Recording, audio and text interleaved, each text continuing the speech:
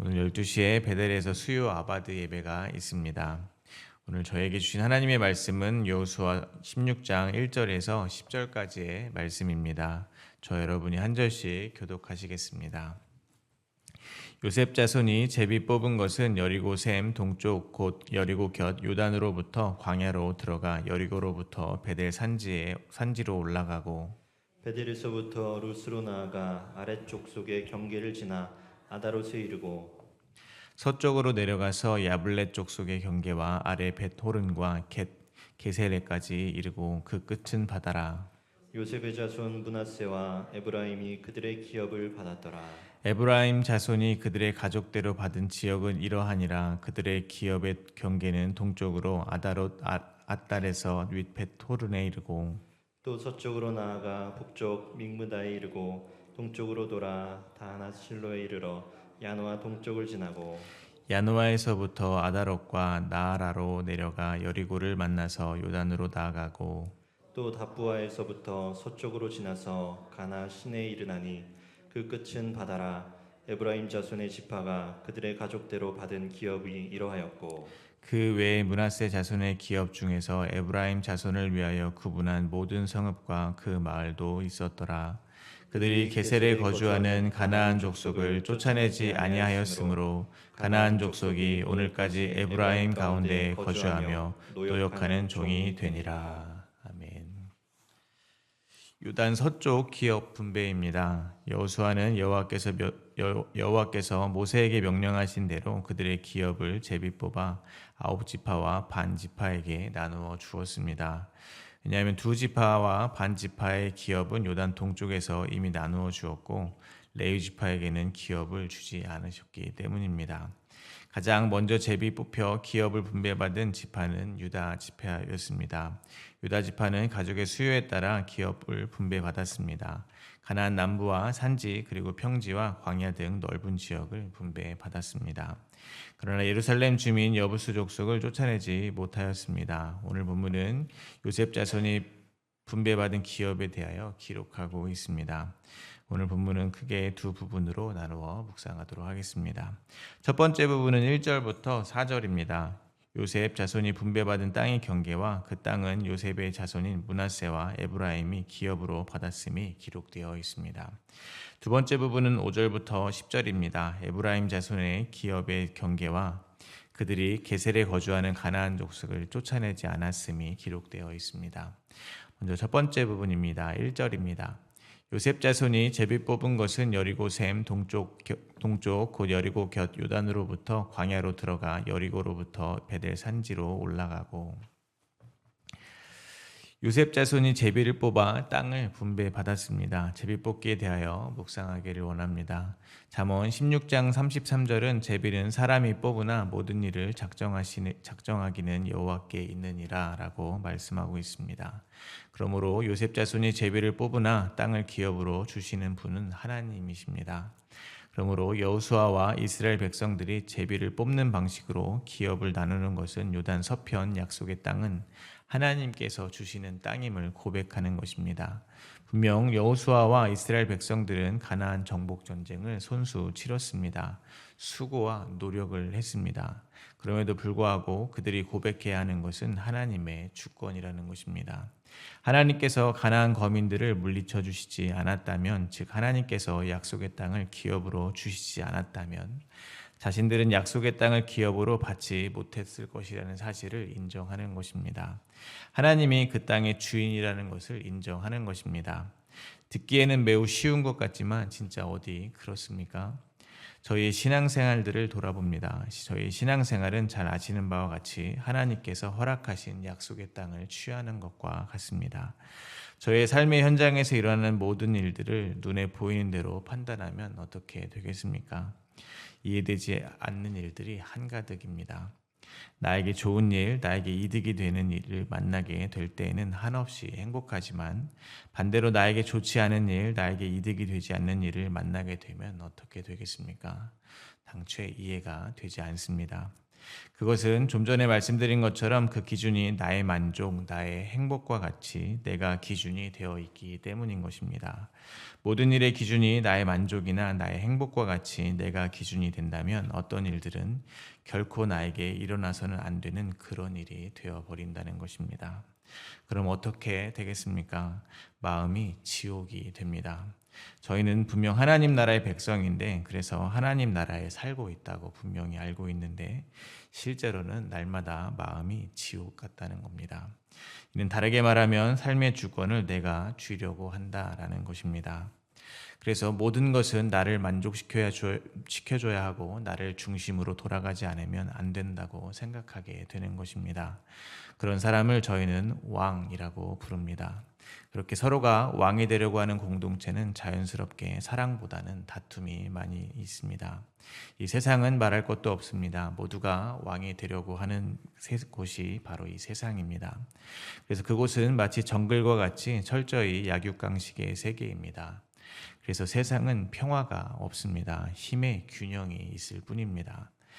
힘의 균형이 깨지고 누군가 조금만 더 힘을 갖게 되면 왕좌를 차지하고 다른 사람 위에 군림하는 것이 바로 세상입니다. 그런데 믿음의 공동체는 그럴 수 없다는 것입니다. 성도는 모든 주권이 하나님께 있음을 인정하고 날마다 자기의 왕좌를 벗어버려야 한다는 것입니다. 만약 약속의 땅을 기업으로 분배받은 12지파의 사람들이 정복전쟁에 있어서 모두 자기의 공로를 내세운다면 어떻게 되겠습니까? 자기를 높이려 한다면 어떻게 되겠습니까? 다툼이 일어날 것입니다. 더 좋은 땅과 더 넓은 땅을 갖겠다고 싸움이 일어나게 될 것입니다. 그러므로 잠언 18장 18절은 또한 제비 뽑는 것은 다툼을 그치게 하여 강한 자 사이에 해결하게 하느니라 라고 말씀하고 있는 것입니다. 그러므로 믿음의 공동체가 언제 다툼을 그칠 수 있다는 것입니까? 바로 하나님의 주권을 인정하면 비로소 다툼을 그칠 수 있다는 것입니다. 하나님께서 다스리시며 인도하고 계심을 인정하면 다툼을 그칠 수 있는 것입니다. 따라서 저희가 삶에 주어진 모든 상황 가운데 나의 만족, 나의 행복 등 나를 중심에 두지 않고 나를 다스리시는 하나님을 그 중심에 두게 되시기를 간절히 바랍니다. 그렇다면 하나님의 주권 아래에서 나에게 일어나서는 안 되는 그런 나쁜 일은 없게 됩니다. 모든 일이 가능해집니다. 설사 내가 모든 사람들에게 무시를 당하고 천대를 당하고 있다 하더라도 그것은 내게 일어나서는 절대 안 되는 그런 일이 되지 않는다는 것입니다. 마치 예수님께서 사람들에게 주먹질 당하시고 침뱉음 당하시고 끝내 십자가를 지게 되신 일이 일어나는 것과 같은 것입니다. 하나님의 아들에게는 절대 일어나서는 안 될 것 같은 그러한 일들도 아버지 하나님의 주권 아래서는 하나님의 뜻을 이루기 위해서 허락한 일이 된다는 것입니다. 그러므로 하나님 나라를 성취하는 것과 같은 이 신앙생활에서 중요한 것은 내가 하나님의 통치 아래에 있다는 것을 깨닫는 것입니다. 나의 삶에 일어나는 그 어떤 일을 통해서라도 내가 하나님의 주권 아래 있음을 놓치지 않는다면 그 일은 하나님 나라를 이루는 일로 받아들여질 것입니다. 그렇게 하나님의 통치가 인정되는 그 순간 저희가 서 있는 모든 곳은 하나님의 나라가 되는 것입니다. 그것이 바로 이 땅에서 기업을 받은 자들의 삶이 되는 것입니다. 그러므로 저희는 오늘도 삶의 모든 자리에서 하나님의 주권을 인정하게 되시기를 간절히 바랍니다. 나의 만족이 아니라 하나님의 뜻을 중심에 두고 살아가게 되시기를 바랍니다. 그럴 때 이해되지 않는 일들조차 하나님 나라를 이루는 은혜의 통로가 될 것입니다. 그것이 바로 제비뽑기를 통해서 하나님이 저에게 가르쳐 주시고 싶은 하나님의 마음이라고 저는 생각합니다. 이어서 2절입니다. 베델에서부터 루스로 나아가 아렉 족속의 경계를 지나 아다롯에 이르고, 베델은 아브라함과 야곱이 하나님을 만났던 장소입니다. 오늘 본문에는 베델과 루스가 다른 장소처럼 쓰여 있습니다. 그러나 사사기 1장 23절에 의하면 루스는 베델의 옛 이름입니다. 그래서 자료에 의하면 두 장소를 같은 곳으로 보는 견해가 있기도 하고, 루스를 베델 성읍과 가까이 있는 산지의 능선의 이름으로 부른 것도 있습니다. 중요한 것은 요셉 지파에게 하나님께서 베델을 기업으로 주셨다는 사실입니다. 창세기에 의하면 형 에서의 보복을 피하여 하란으로 도망하던 야곱이 루스에서 잠이 듭니다. 야곱은 꿈에서 하늘에 닿은 사닥다리에서 하나님의 사자들이 오르락내리락 하는 것을 보았습니다. 그리고 여호와께서 그 위에 서서 계신 것을 보았습니다.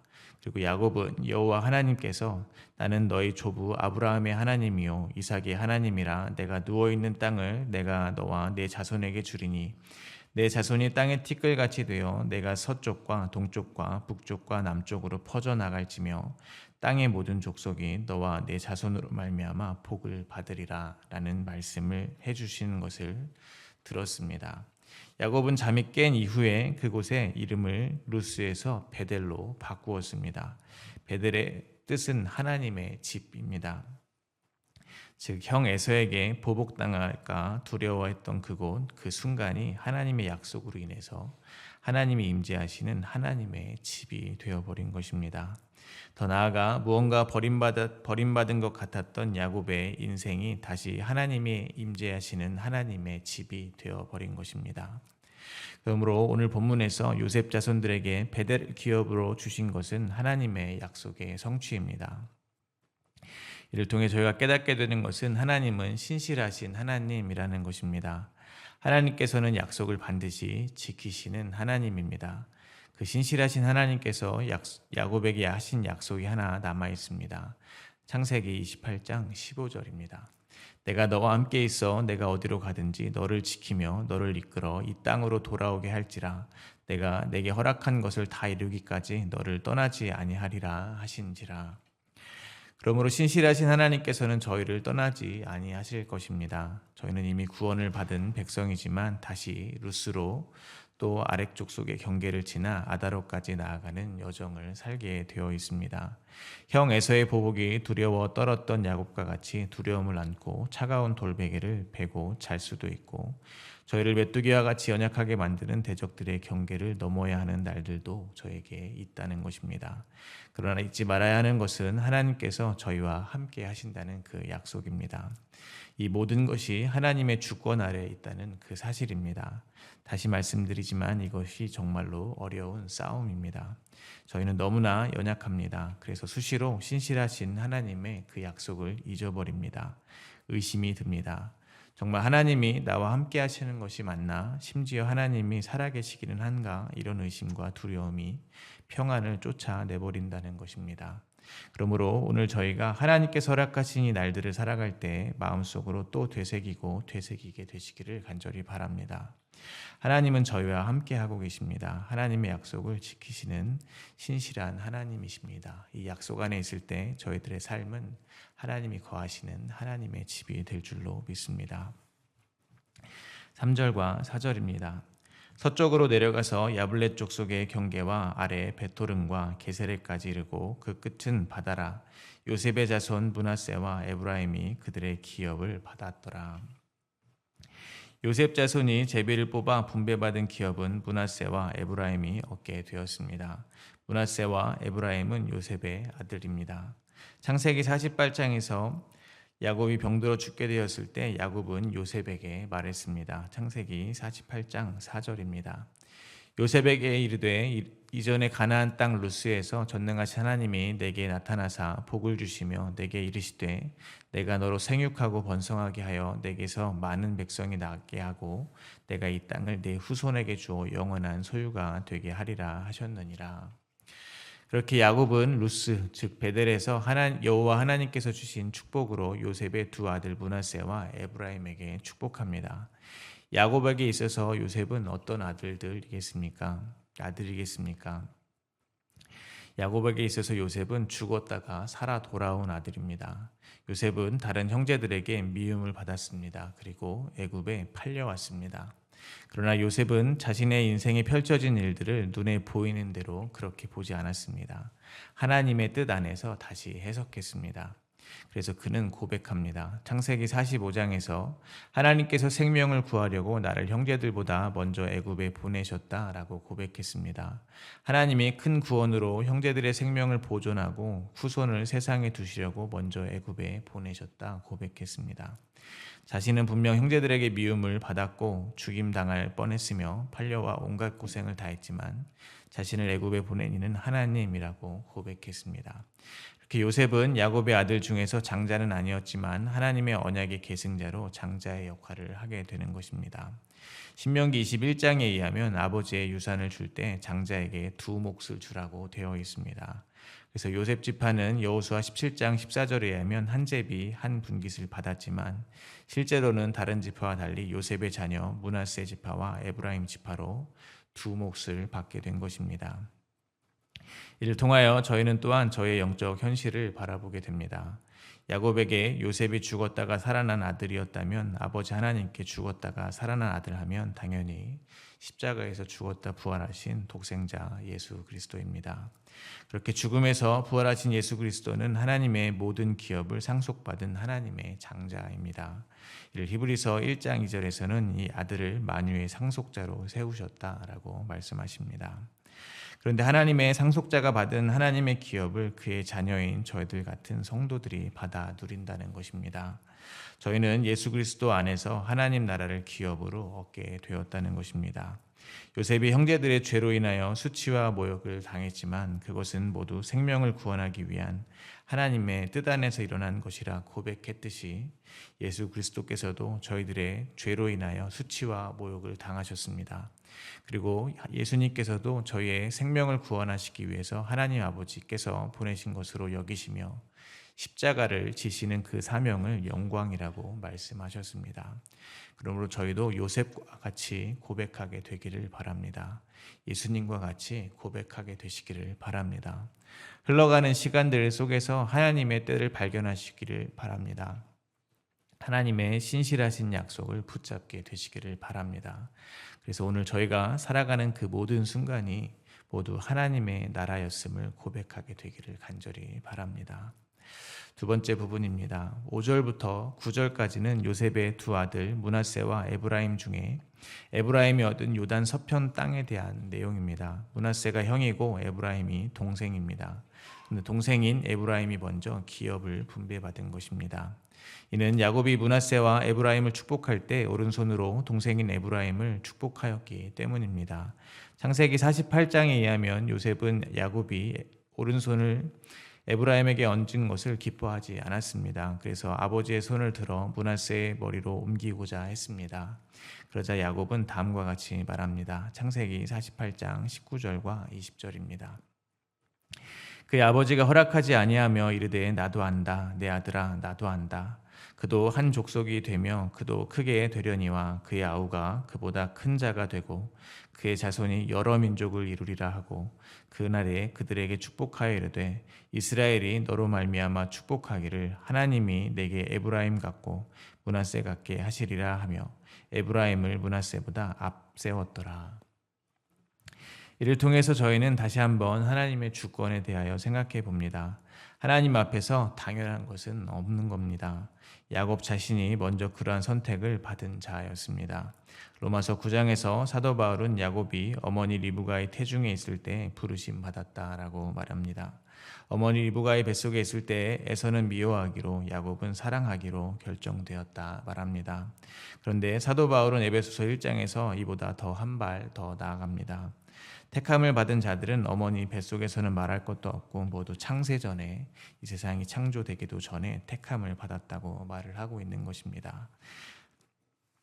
그러므로 저희는 이 세상을 창조하기도 전에 모두 택함을 받았습니다. 그러므로 저희는 하나님의 주권적인 택하심의 은혜 앞에서 겸손해야 될 것입니다.